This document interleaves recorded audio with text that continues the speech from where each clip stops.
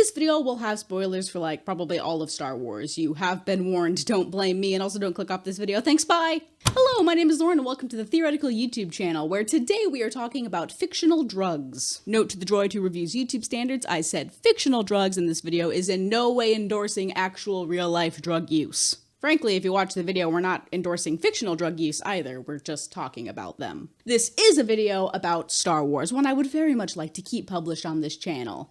Got it? So in the second episode of the new Obi-Wan Kenobi show that premiered on Disney Plus in 2022, Kenobi encounters a teenage drug dealer named Tetha Grigg in an alley on the planet Daiyu. The fun trivia fact here is that this character is played by Esther Rose McGregor, aka the real-life daughter of Ewan McGregor, but that's not the point here. You want some spice, old man? Good old Tetha here, who definitely needed a name for this one-time interaction, offers Kenobi some spice when he's looking for information about his missing daughter. What do you need? How about some information?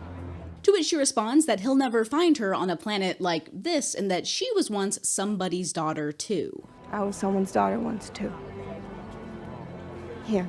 Then she gives him a free sample, which is something I doubt happens often in real chance encounters with drug dealers, which he later uses to drug the bassist from the Red Hot Chili Peppers and escape Imperial capture. To the best of my knowledge, this is maybe the only time we've ever seen someone take the substance known as spice in current Star Wars canon. Correct me kindly in the comments if I've missed something. But despite not being frequently used on screen, spice itself is becoming a more frequent plot point in Star Wars media. There's these two interactions in Kenobi. In Rise of Skywalker, we learn that Poe Dameron's backstory is intimately tied to spice, and an agonizing 73% of the Book of Boba Fett's plot is all about the spice trade on Tatooine. Spice is mentioned in both the Clone Wars and Rebels animated series, plays a surprising role in multiple key events during the prequel trilogy, and was even mentioned no less than 3 times in A New Hope. And yet, I would still not blame you for being a Star Wars fan who has yet to realize that Star Wars has a rampant drug problem. Or even if you have heard of spice, maybe only in the contents of the sentence,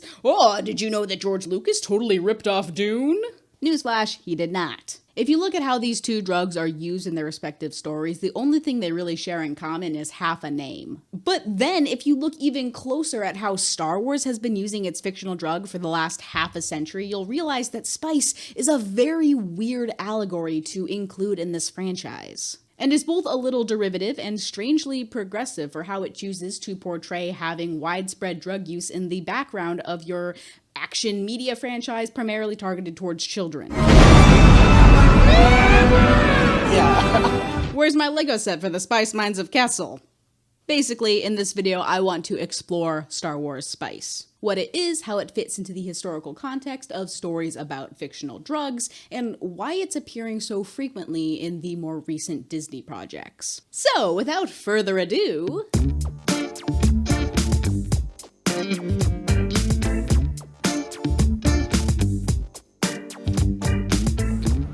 What do you mean by spice?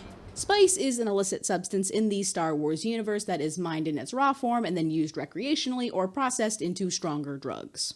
From its appearances in shows like Kenobi and the Book of Boba Fett, it appears that spice is primarily transported, and likely partaken, as a powder. What does spice look like?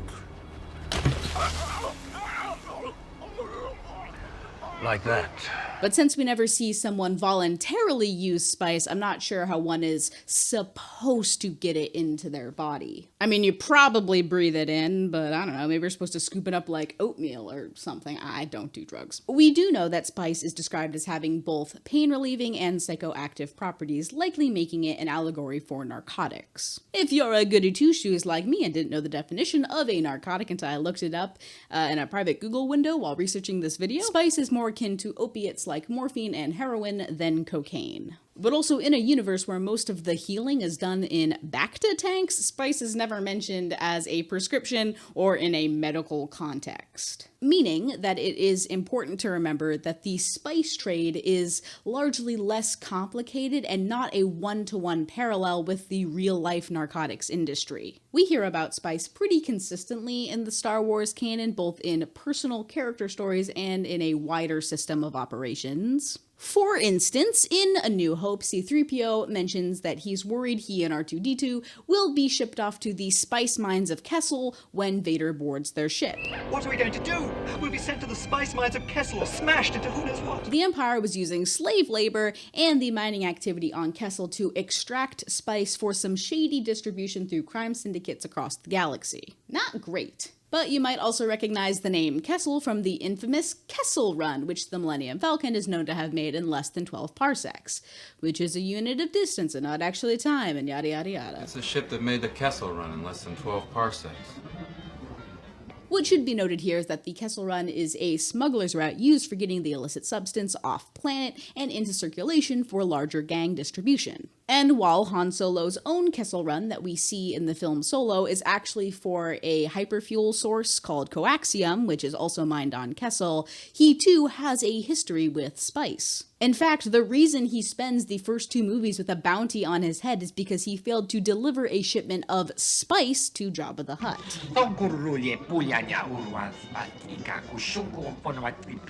Even I get bored sometimes. You think I had a choice? That's why he shot Greedo, why Boba Fett and the other bounty hunters were chasing him in Empire Strikes Back, why he was frozen in carbonite, and ultimately why that poor Rancor tamer lost his best friend. It all comes back to one ditched shipment of spice. Basically, the first thing we learn about Han Solo is that he's occasionally a drug mule, and an incompetent one at that. Similar to the whole Han Solo spice shenanigans in Rise of Skywalker, we learn that Poe Dameron used to be a spice runner of Kijimi. Oh, funny he never mentioned it. Your friend's old job was running spice.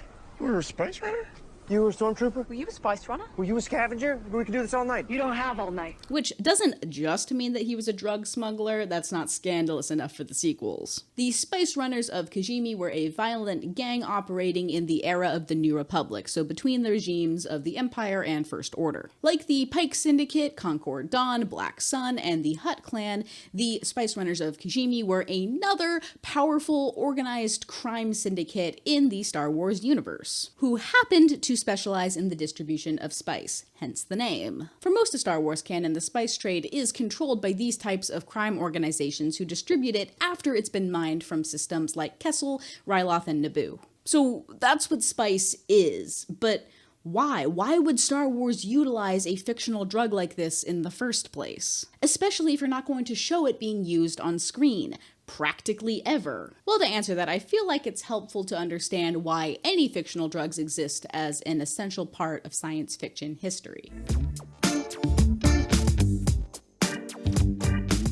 In his academic essay, When Science Fiction Writers Used Fictional Drugs, Rise and Fall of the 20th Century Drug Dystopia, because if there's a topic, you can always find someone who's written about it before you, John Hickman writes that fiction, describing a dystopian society, offers the most direct means to denounce the social evils that authors perceive emerging in contemporary society and to elicit support against the associated social cause or political grievance. Hickman argues this is why there are so many landmark books from the 1900s that address the topic of drugs through dystopia. Because of the massive rise in pharmaceutical technology at the time, widespread drug use, especially in prescriptions, were becoming an increasingly prominent part of American life. And the cultural anxiety that crept into science fiction, a genre that thrives off of constantly exploring allegories for our fear, is that these advancements were happening too quickly. That drugs were being flooded into a culture unprepared for having a medical dependency on research that couldn't be studied in the long term.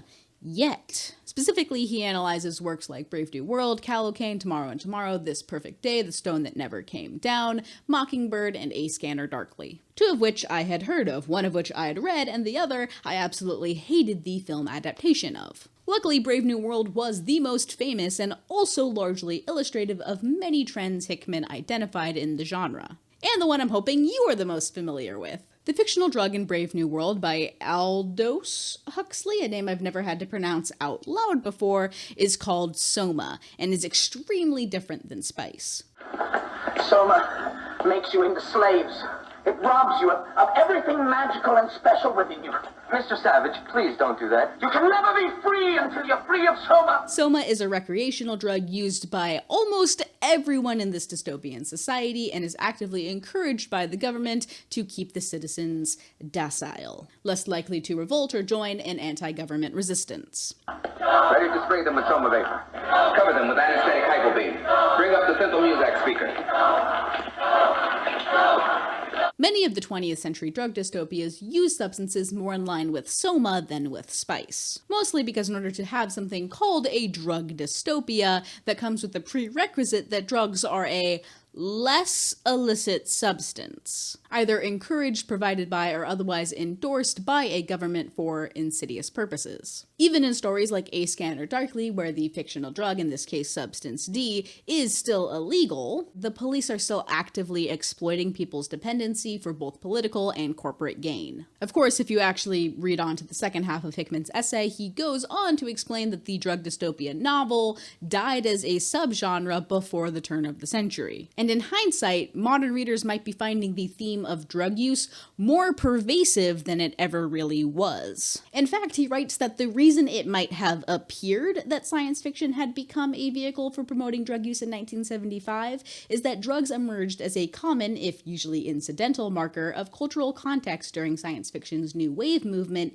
in the 1960s and early 70s. By the time the first Star Wars film premiered in 1977, the trend for drugs in fiction had veered away from government-endorsed Soma, which had taken a narrative foreground, and had become a part of world-building incidental to the plot, a piece of background context. Hickman uses the examples of the New Wave or New Wave-inspired novels A Spectre is Haunting Texas and Buried Deep, which both use a real drug but illustrate this same trend. He points out that cannabis in itself is not important in either work, rather it is part of the background against which the action occurs. Spice in itself is not important to Star Wars. Han Solo could have been smuggling anything for the Hutts. But it is still used constantly and consistently across the franchise as a backdrop for other conflicts. In case you're wondering, the new wave sci-fi that Hickman references here is a movement that started in British literary circles in the 1960s. It became popular as a rejection of early 20th century science fiction touchstones like Flash Gordon and other simplistic pulp action stories. And because it started in British literary magazines, the movement is also closely tied to the counterculture and youth movements that started in the 1960s and early 70s. New Wave sci-fi has a greater focus on experimental forms, less action tropes, and a greater desire to address taboo subjects, such as sexuality, gender, race, mental illness, etc. So the fact that the New Wave gradually phased out the demand for on-the-nose drug dystopias was not surprising. As New Wave readers became more mainstream, the depiction of drugs as unambiguously amoral tools didn't resonate as strongly with the younger audience, who grew up in a society where the cultural conversation about drugs had shifted from concerns in big pharma to a question of individual morality. After all, quoting Hickman's observations again, drugs are the preferred threatening subject matter of historic and contemporary moral panics. They surpass even deviant sexuality and criminal violence. So for fans of new wave sci-fi who are already engaging with media deconstructing both political and social taboos as the basis for an entirely new subgenre, drugs like Soma and dystopias like A Brave New World become uninteresting commentaries on rapidly aging social anxieties. Of course, it is probably significant to note here that the new wave sci-fi movement did lose significant popularity in the late 70s, mostly as a result of the explosive increase in cultural appreciation for those simple action narratives that the subgenre had rejected in the first place. And I'll give you exactly one guess what might have sparked the renewed interest in conventionally written sci-fi action stories in the late 70s. Will be destroyed for sure. Speaking of moral panics, many of you may be thinking, well, drugs don't concern me, but it does concern you. It concerns us all. The American War on Drugs is a term for the government's efforts to limit and criminalize illicit substance use starting in the 1970s. And while Nixon's term in office started the movement, when Ronald Reagan became president in the 1980s, a lot of his election campaign was built on appearing tough on crime, including backing the continuous war on drugs. Drugs are menacing our society. They're threatening our values and undercutting our institutions.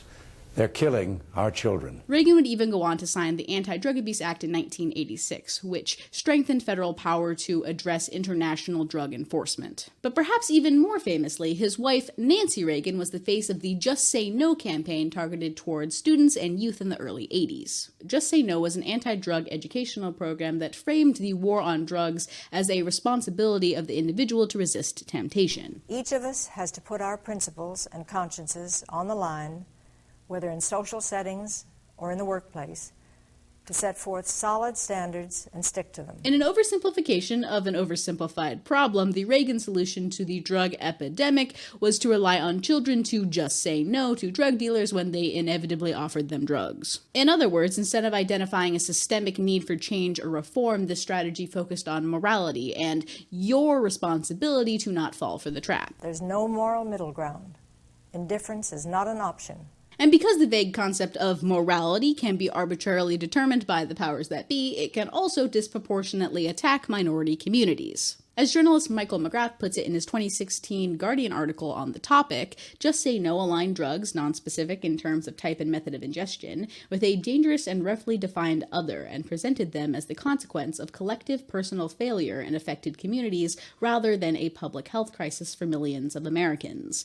In the mind of impressionable students like myself and my classmates, drugs are a defect rather than a symptom, a moral rather than a societal failure. Not to mention that the Just Say No campaign and its spiritual successor in DARE were largely ineffective at reducing long-term drug use in youth. In 2001, the Surgeon General of the United States, Dr. David Satcher, listed DARE as one of the ineffective educational programs that had done nothing to decrease the observed increase in violence in youth communities like schools. And that beyond short-term results, participation in these anti-drug campaigns showed no empirical evidence whether or not children would go on to partake in drugs later in life. Or as McGrath puts it, there wasn't the time or attention span on hand to fully address the complexities of America's relationship with drugs. So instead we got a program that placed the weight of an intractable billion-dollar underground industry squarely on the shoulders of the individual.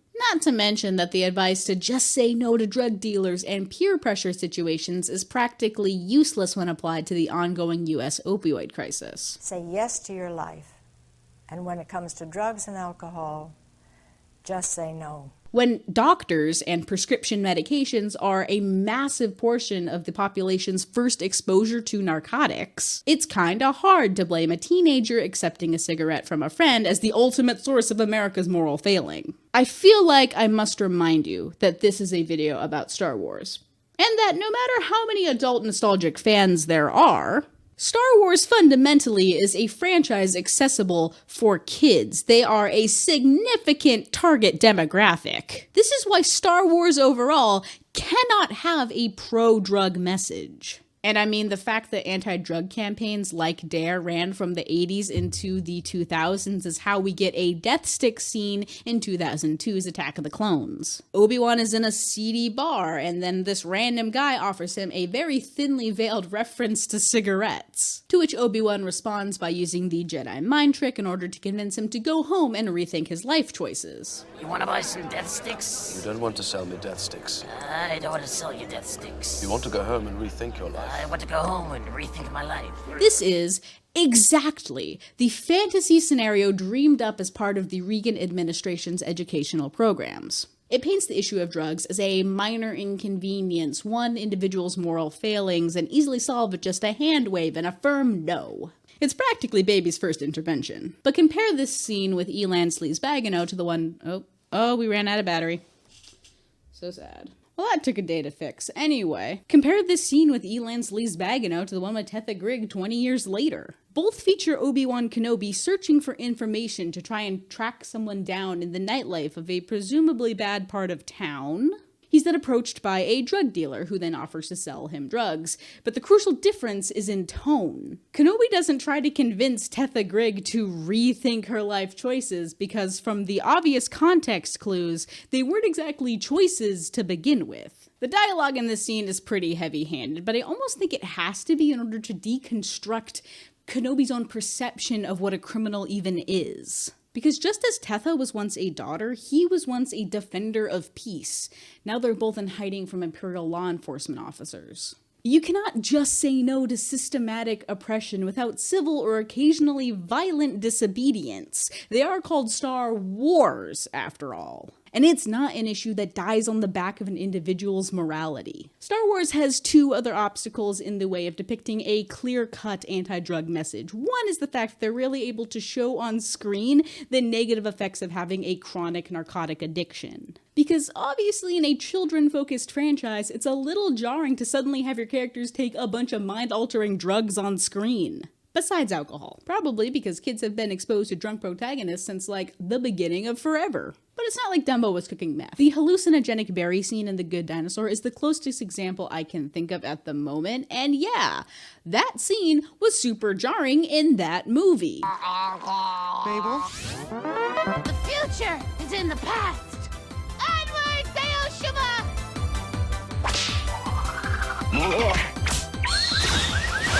Mabel?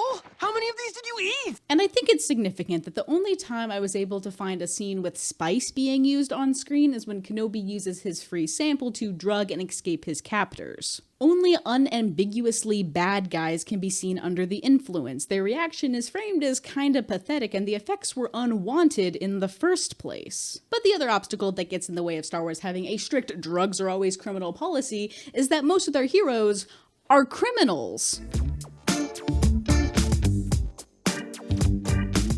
To be on the run, or at least an enemy of the state, seems to be a bit of a rite of passage for the Star Wars protagonist. For instance, in Just A New Hope, we're introduced to Han Solo and Chewbacca, who are independent smugglers with a history of working with criminal syndicates. Jabba the Hutt, a notorious gangster. Greedo, a potentially murderous bounty hunter in the pocket of said notorious gangster. Princess Leia Organa, imperial prisoner and political conspirator. Luke Skywalker, whose entire family is killed by stormtroopers, law enforcement officers, after being interrogated for harboring stolen property from the government. And Ben Kenobi, a terrible alias for someone who's been in hiding for nearly 20 years. Which is to say nothing of the numerous rebel pilots in the Battle of Yavin who are all actively committing violent acts in an organized militia against a corrupt government.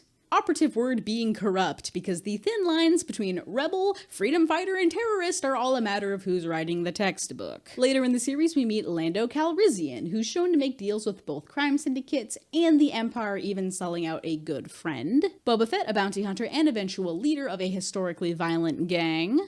Mon Mothma, an Imperial Senate defector and leader of an increasingly violent and organized revolution. Wedge Antilles, a formal Imperial flight cadet who defected to join the rebellion in active combat. Poe Dameron, a resistance fighter, smuggler, and former member of a violent crime family. Finn, a runaway Imperial enforcement officer who joins a radical anti-government movement. Rey Palpatine, escaped First Order prisoner. Maz Kanata, a pirate queen, master of a smuggler sanctuary in the criminal underworld and leader in an organized resistance effort against the First Order. Cassian Andor, a man wanted for murder, an escaped Imperial prisoner, and newly radicalized member of a militant rebel cell. Jyn Erso, a woman raised by a particularly violent cell of resistance fighters whose methods of rebellion repeatedly surpass ethical limits of other rebel groups. Saw Gerrera, a lifelong freedom fighter and leader of said extremist cell. Ahsoka Tano, who may no longer be a Jedi but is still wanted for being a rebel informant working with the resistance movement. Kanan Jarrus, in hiding for being a wanted Jedi, the symbol of a fallen religious sect, also a smuggler. Harrison Dula, daughter of a freedom fighter and eventual leader in the rebellion, also a smuggler. Sabine Wren, who, was raised in a violent terrorist cult who disagreed with her planet's trend towards pacifist diplomacy, defected from the Imperial Academy and became a bounty hunter, aspiring to join one of the organized crime syndicates, and eventually settled on becoming a smuggler, infamous ballistics expert, and leader in the growing rebellion.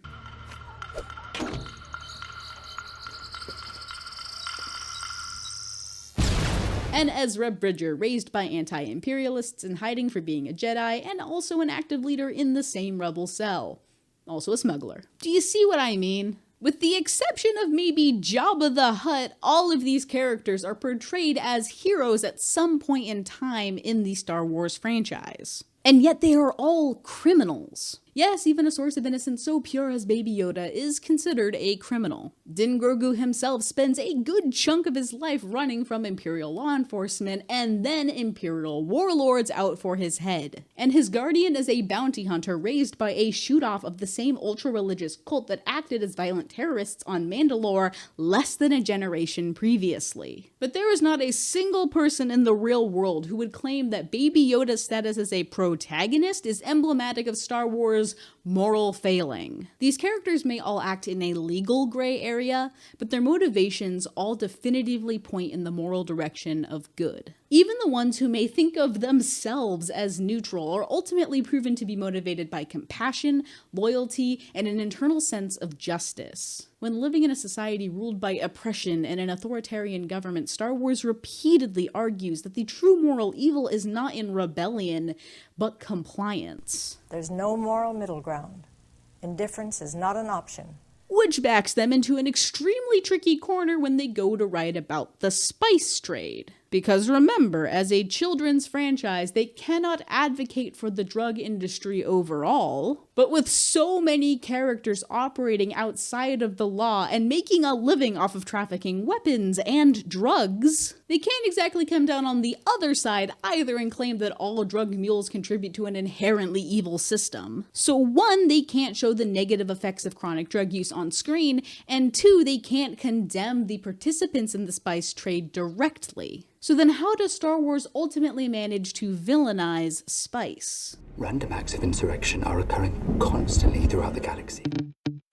You might have noticed that my list earlier didn't include a massive amount of prequels characters. Mostly because our protagonists are actually politically in power during those films, even if they occasionally violate the Geneva Conventions when it comes to war tactics. But going back to Attack of the Clones, spice is mentioned at least twice in that film. The first is actually tangentially related to the Death Stick scene, because what Obi-Wan is actually looking for at the time is Zam Wesell, who just attempted an assassination on Senator Padme Amidala. The multiple attempts on her life in the film are all blamed on disgruntled spice miners on Naboo, the planet that she represents, when in reality they were orchestrated by Jango Fett, hired by Count Dooku and the Separatists in order to stop her from speaking out against the Military Creation Act. The second is in the backstory of Master Sifo Dyas, the Jedi who, while searching for more information about Jango Fett, Obi-Wan learns created the secret clone army. Former Chancellor Valorum explains that Sifo Dyas died on a false mission when he was sent to investigate the Pike Syndicate spice operations. The Pikes? A powerful part of the spice cartel. But was assassinated himself by the Pikes, hired by Dooku, so that he and Palpatine could fund the creation of the clone army and eventually execute Order 66. In both cases, the illegal spice industry was blamed for underhanded dealings made by Count Dooku in order to undermine the power of the Galactic Senate, and also use a secret clone army against them. I'm sorry, sir. It's time for you to leave. And so it is. Count Dooku is also referenced alongside Spice in the Clone Wars TV series in the episode Dooku Captured, in which the pirate Hondo Ohnaka and his Ohnaka gang have captured Count Dooku and demanded a payment of 1 million credits equivalent in spice in order to turn him over to the Galactic Republic. They ask for spice because they are unable to reliably use either Republic or Separatist credits while the galaxy is still embroiled in civil war. The Pike Syndicate is referenced several times across Star Wars, and are the main villains in the Book of Boba Fett for how they use the planet Tatooine in their spice trade route post-Empire. They build infrastructure that interferes with the native Tusken Raiders' use of the Dune Sea, they terrorize Mos Espa, Mos Eisley, and Freetown, and they do so in a way that disrupts the local economy, keeping the entire planet in a chokehold of the criminal underworld. But perhaps the most obvious thread where we see spice being used as an example of corrupt systematic oppression are the spice mines of Kessel. Remember how C-3PO was worried that he and R2-D2 would be sent there if they were captured by Imperial stormtroopers? Well, in the very first arc of the Rebels animated series, we see our heroes working to liberate a shipment of Wookiees being sent to work as slaves on Kessel.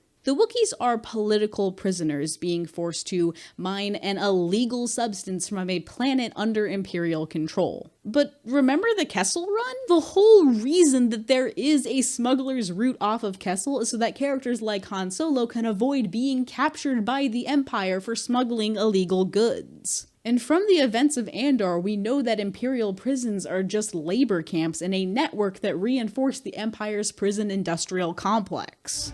There is one way out. So when you trace that thread, we have the Empire capturing prisoners of war and enslaving them to work as miners harvesting a dangerous compound, and then presumably bankrolling that compound's distribution into the criminal underworld so it can circulate and be criminalized on an individual level like we see on Dayu, but also policing trade routes, capturing more prisoners there, and then using their incarceration in order to force otherwise innocent people into building weapons they use to conquer and subjugate more worlds, where they can then capture more prisoners, enslave them, and keep their whole corrupt system of power rolling in perpetuity. All while profiting off of making, distributing, and policing a substance that they have criminalized in the first place. I still don't think this is a one-to-one parallel, but if we go back to Hickman's essay on the historic context of fictional drug use, he argues, suspicion that drug prohibition policies are a justification for government repression owes much to the recognition that the United States war on drugs has provided state and local police forces and the Federal Drug Enforcement Agency with a continuing justification for their funding and politicians with an opportunity to appear tough on crime. The Star Wars spice trade is no individual's problem, and it's hardly a question of personal morality. And one interesting way that the franchise gets around these complicated questions of morality is by never making spice the greatest evil. Whenever spice is brought up in a situation where a character has done something wrong, the fact that they were interacting with spice is never the worst part. For instance, Poe Dameron's friends were not shocked to find out he was a drug mule so much as a former member of a violent gang. Han Solo isn't on the run for smuggling drugs, it's because he ditched them and broke his contract. The Wookiees being sent to Kessel are being forced into slave labor. That is the evil action of the Empire. It would be just as bad if they were mining coaxium. Hondo Ohnaka asking for his ransom and spice isn't the problem, it's that he's asking such a ridiculously high amount for a war criminal. The Pike Syndicate are the villains of the Book of Boba Fett, but it's for their destructive colonial attitude and predatory business practices. The fact that they specifically traffic spice isn't significant. They would be just as dangerous if they only dealt in weapons. I mean, Luke Skywalker grew up believing that his father died as a spice freighter navigator. No, my father didn't fight in the wars. He was a navigator on a spice freighter. That's what your uncle told you. Because it is far less morally questionable than telling him Anakin was a fallen Jedi, even if you leave off that whole becoming Darth Vader bit. Any way you slice it, spice is simply not the worst part of the spice trade. I said before that I believe Star Wars' depiction of spice is both derivative and strangely progressive. Because the message is very simple. Drugs are bad. There's never a moment where the audience is asked to consider the benefits of having a society addicted to a mind-altering substance. But because of the limitations of remaining accessible to children, what they're able to show us on screen does ask us to consider what makes the drug industry so nefarious. Star Wars has a drug problem, but it's not spice. It's a political landscape that makes an illicit substance more of a reliable currency than any government-sanctioned credits. It's a society where it's a less morally dubious career path to be a weapons trafficker than a law enforcement officer. It's a complex network of violent crime syndicates. And it's an authoritarian government that values profit and expansion over the basic needs of the people that it claims to protect. The Republic has always funded these basic services. But now, there are those who would divert the money to the war, with no thought for what the people need to survive. In a dystopian society riddled with widespread systematic problems that fade into the background of incidental narrative world building, where the only options are between compliance or violent revolution, Star Wars asks us to consider the necessary sacrifices of just saying no.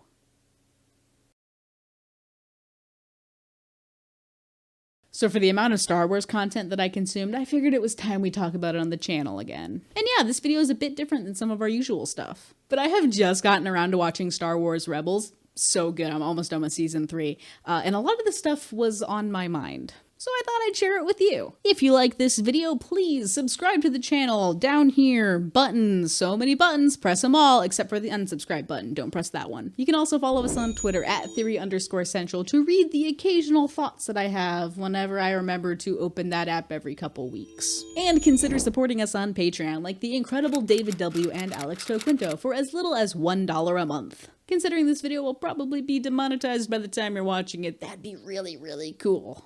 But that is most of my thoughts about the spice trade in Star Wars, at least until Season 2 of Andor does something crazy. Talk about the moral relativity of rebellion. Great show. Anyway, thanks for watching. Don't watch A Scanner Darkly, that movie sucks. And I'll see you later. You wanna buy some death sticks? You don't want to sell me death sticks. I don't want to sell you death sticks.